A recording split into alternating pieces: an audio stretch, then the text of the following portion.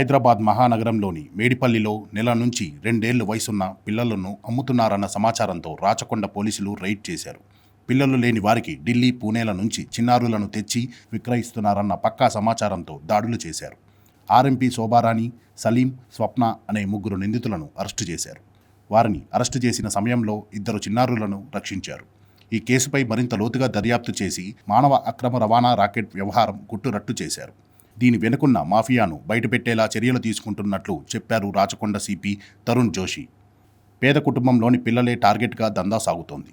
ఆర్థిక స్తోమత లేని తల్లిదండ్రుల వద్దకు వెళ్లి వారికి పోషించడం మీకు భారమంటూ తల్లులకు చెప్పి మానవత్వంతో పిల్లలు లేని వారికి దత్తత ఇస్తామంటూ నమ్మించి వారి నుంచి 50,000 రూపాయలకు చిన్నారులను కొనుగోలు చేసిన ముఠా వారిని పిల్లలు లేని తల్లిదండ్రులకు 1,80,000 రూపాయల నుంచి 5.5 లక్షల రూపాయల వరకు విక్రయిస్తున్నారు. ఢిల్లీ, పూణే నుంచి చిన్న పిల్లలను తీసుకొచ్చి హైదరాబాద్ పరిసర ప్రాంతాల్లో విక్రయిస్తున్నట్లు పోలీసులు చెబుతున్నారు.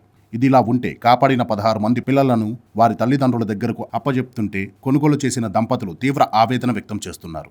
లక్షలు పోసి కొన్నాం, పైగా ఇన్ని రోజులు మమకారంతో పెంచుకున్నాం, మా పరిస్థితి ఏంటంటూ బోరున ఏడుస్తున్నారు. ఎవరికైనా పిల్లలు లేకపోతే దత్తత తీసుకోవాలనిపిస్తే చట్టబద్ధంగా తీసుకోవాలి, అంతేగాని ఇలా అక్రమంగా కొనుగోలు చేసి నేరాలకు పాల్పడొద్దంటూ హెచ్చరిస్తున్నారు పోలీసులు.